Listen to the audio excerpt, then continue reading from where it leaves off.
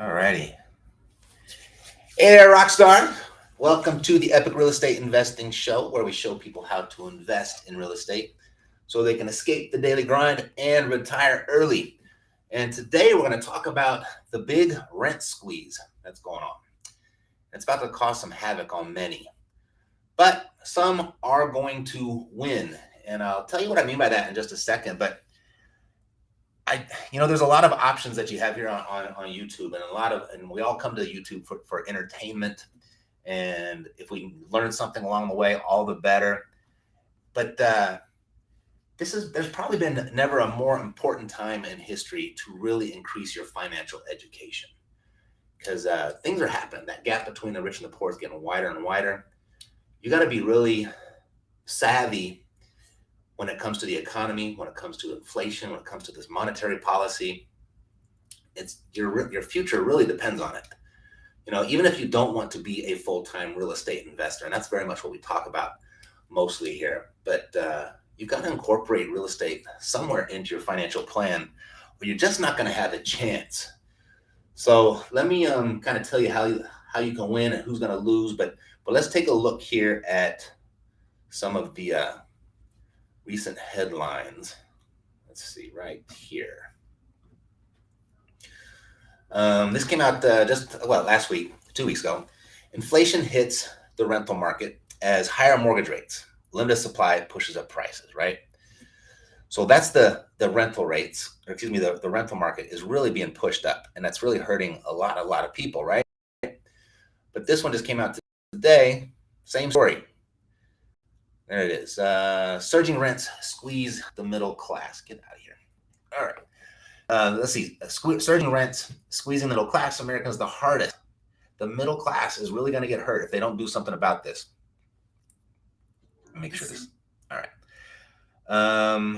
So the median rent payments for Bank of America customers surged 7.4% in July from the previous year, up from 7.2% in June. Although skyrocketing rents are squeezing Americans across the income spectrum, middle income and younger workers are feeling the biggest pinch. And so this significant increase in rent prices can have a meaningful impact on household financial situations, particularly for middle and lower income households. So the rising rents are a concerning development because higher housing costs most directly and acutely affect the household budgets. So roughly 34% of households are renters, according to the Census Bureau data, but that figure is even larger for lower and middle income families, more than half, roughly 52.6%. And those are the people that are going to get hurt. And why are rents rising? Why is this happening now? Well, first of all, probably inflation, right? Inflation is causing everything to increase. And your landlords, their gas is more expensive too, their food is more expensive too. And they've got people lined up because they need shelter. And so why is this happening? Well, it's right here. This just came out a few hours ago. U.S. new home sales plunged for sixth straight month to lowest level since 2016. Economists have expected purchases of new single-family homes to fall 2.5%. So why are sales plunging? And when they say plunge, they're talking about the number of houses being sold, the sales activity. Okay.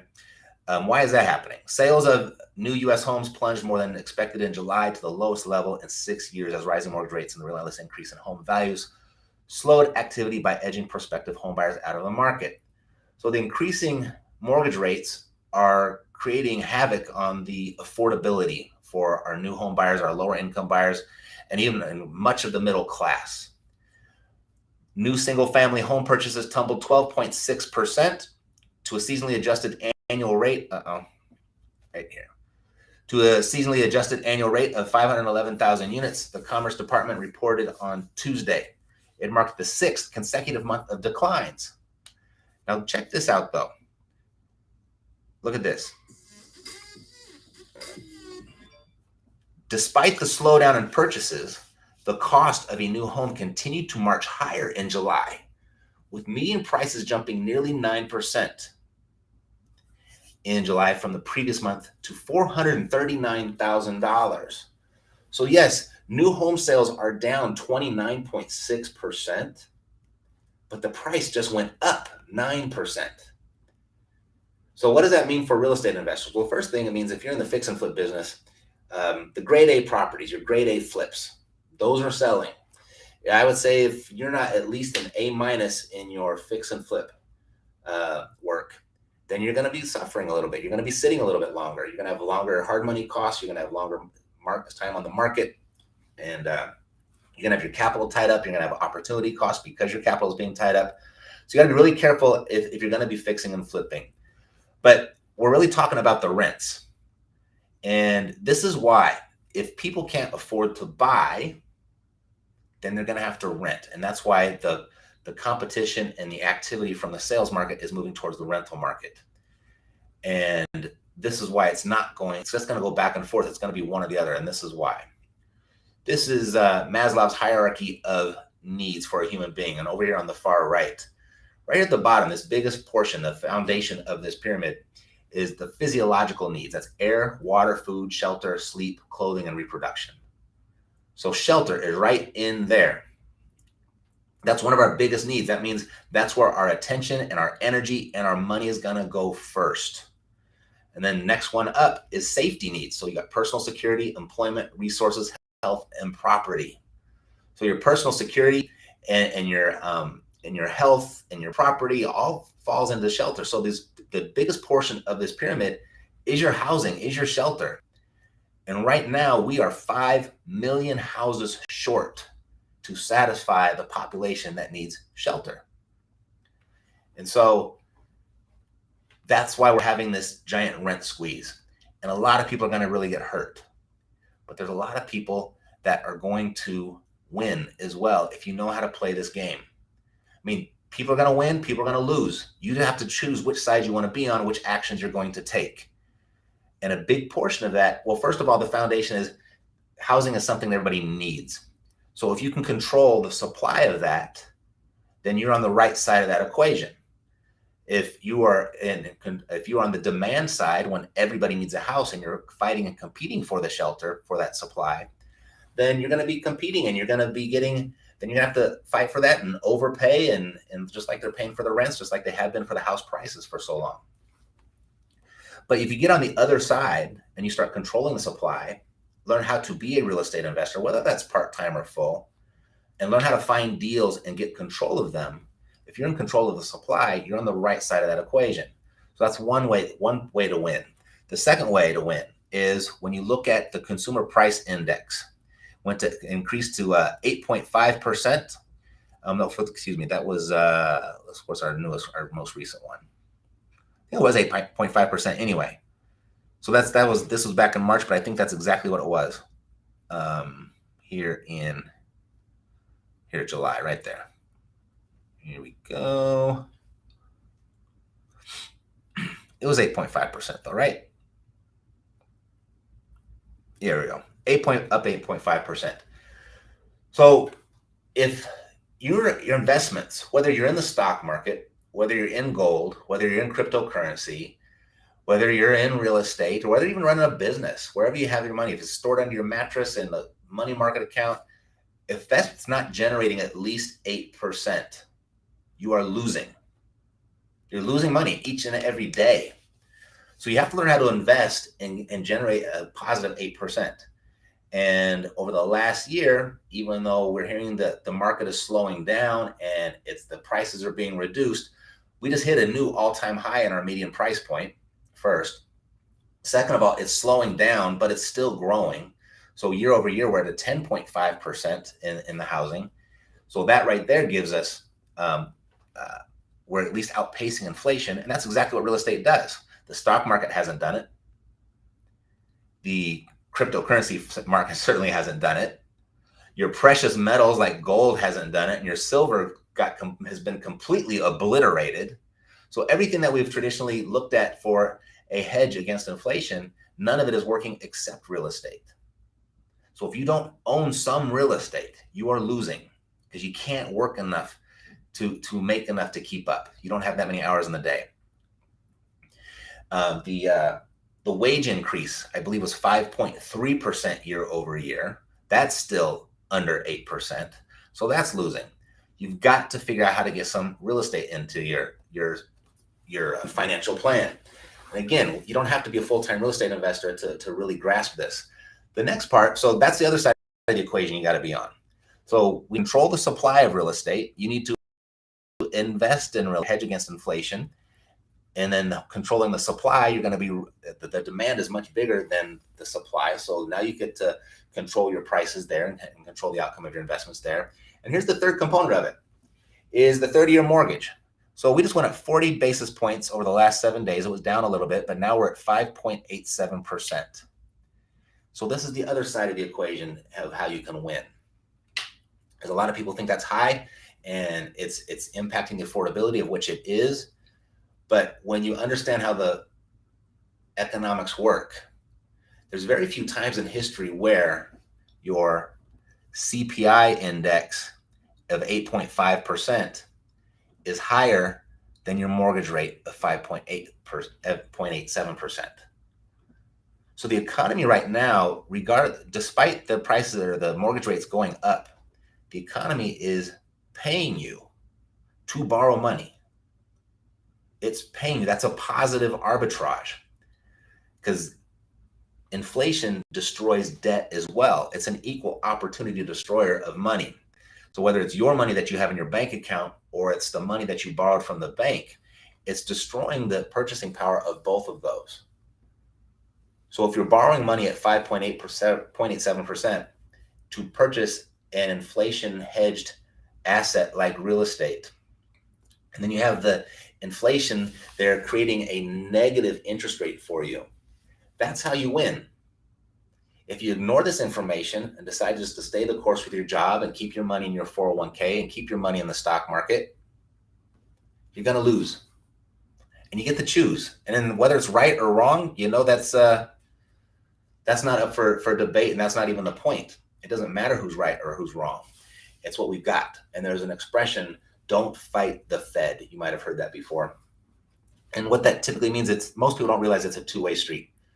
That when the economy or the government is printing money and they are pumping that money into the economy, they're lowering interest rates, making it easy for us to spend money and invest in things. What that does is it causes assets, the appreciation or the price of assets, to rise. And so that's putting yourself on the right side of the economy. You're going along with the Fed, and you're doing what the Fed is empowering you to do. Now, when the Fed slows down or tightens the printing of money and starts raising the mortgage rates, typically that is a signal to be more conservative in your investments. But conservative based on the idea that you are investing for appreciation.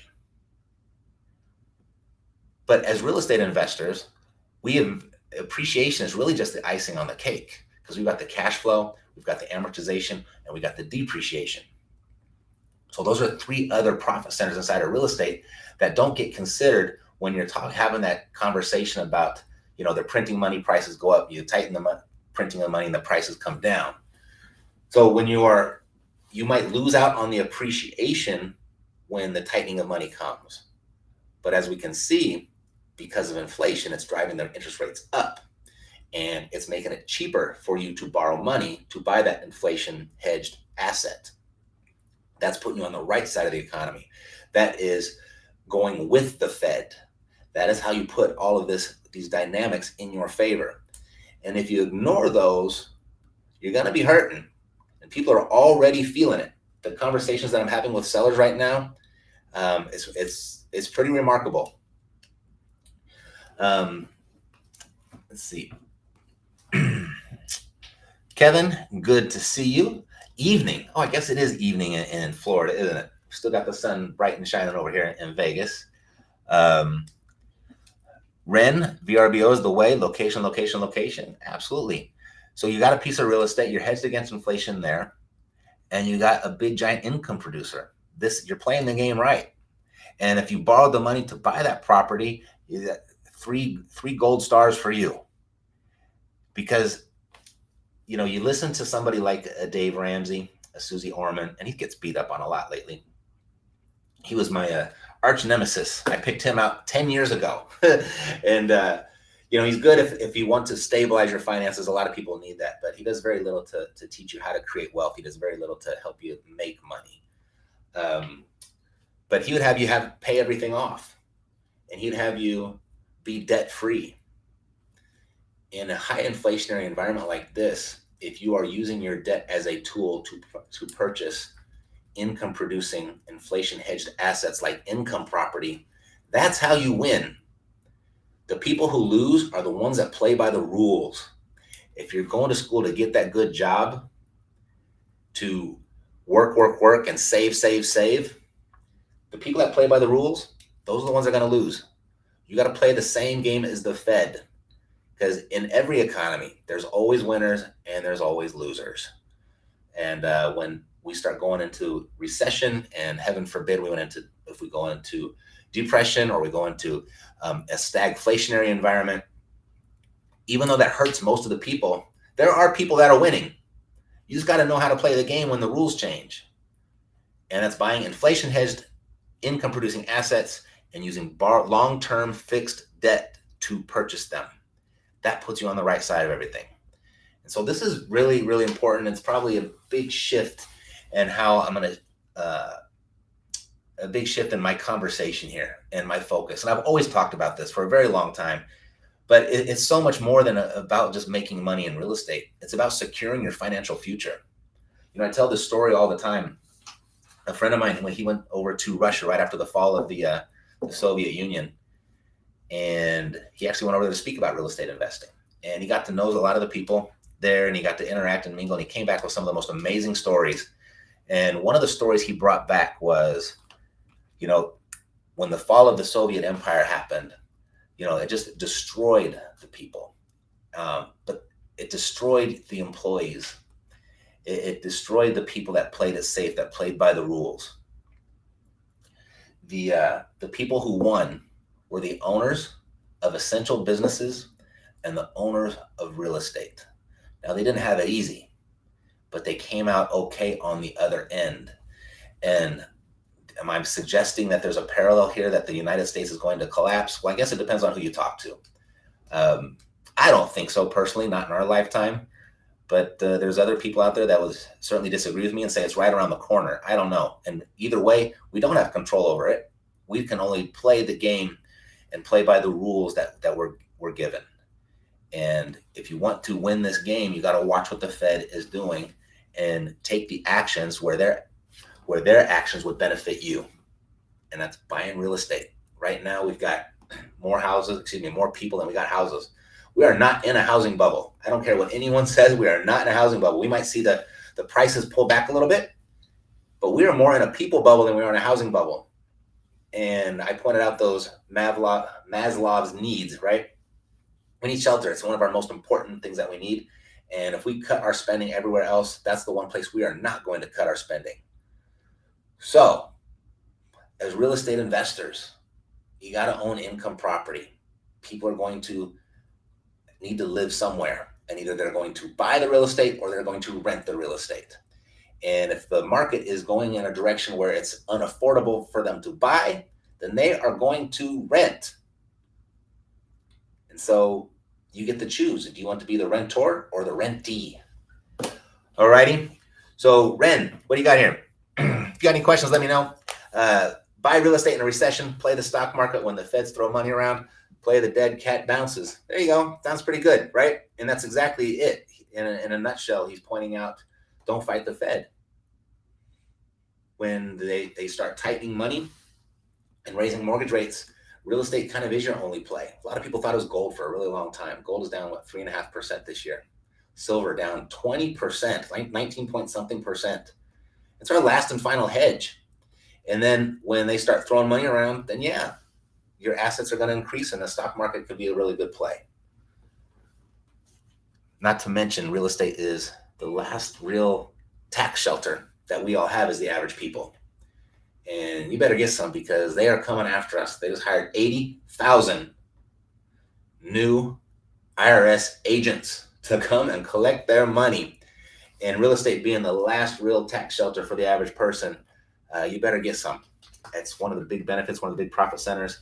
A lot of people don't really pay too much attention to it, because it's not money coming into your pocket, but it's not money leaving your pocket. And that can be just as valuable in times like this.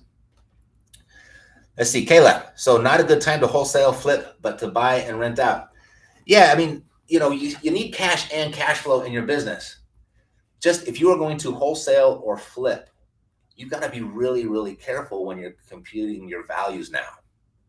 If you purchased a year ago, you purchased a property and you accidentally overpaid for it, you still came out looking like a genius if it took you 2, 3, 4 months to fix it up because the market saved you and it made you look like you were an expert and look like you knew what you're doing.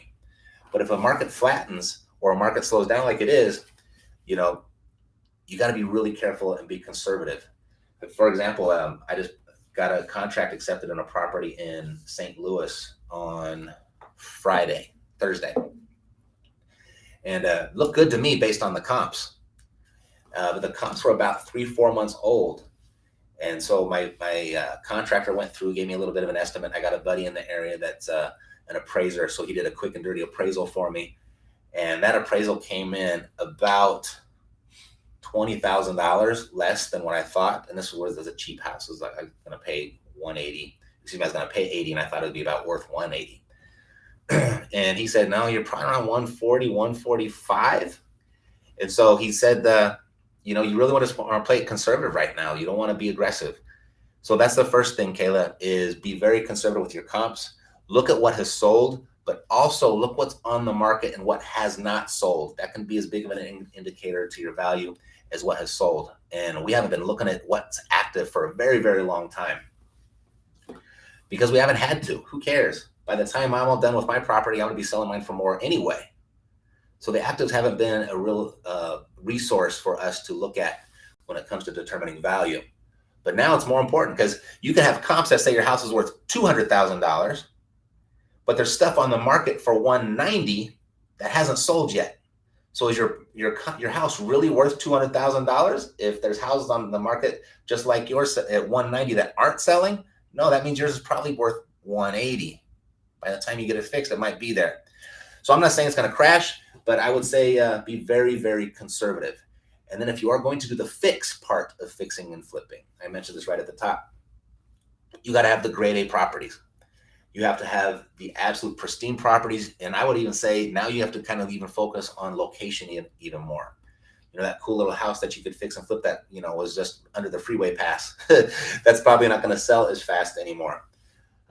But sales activity coming down, but price is still going up. So there's still some room. The market hasn't totally collapsed or anything like that, but you just got to be really careful. Passive income is the way. Ren, you're smart. Okie doke. Well, that's all I got for you today. I just want you guys to really pay attention. I want you to be smart about this. And even if you don't want to be a full-time real estate investor, you don't want to be a wholesaler, you don't want to be a fix and flipper, you've got to incorporate real estate somewhere into your financial plan. If you don't have a house, you need to get one. Go out and get an FHA loan, put 3% down. You can get up to 4 units. You can even cash flow that as long as you live in one. Do something, get planted somewhere. There's a new study came out just by the Federal Reserve, actually, saying that people that own a house are 40 times wealthier than people that don't own one. One house, 40 times wealthier. So what if you own 2 or 3 or 4? I mean, most people can virtually eliminate their tax liability with just 4 or 5 houses. Most people can have themselves set for retirement with just 10 houses and just work those off and pay those off. And, you're done in 10, 20 years, and that could be your retirement plan there. It's not get rich quick, but it's get rich quicker.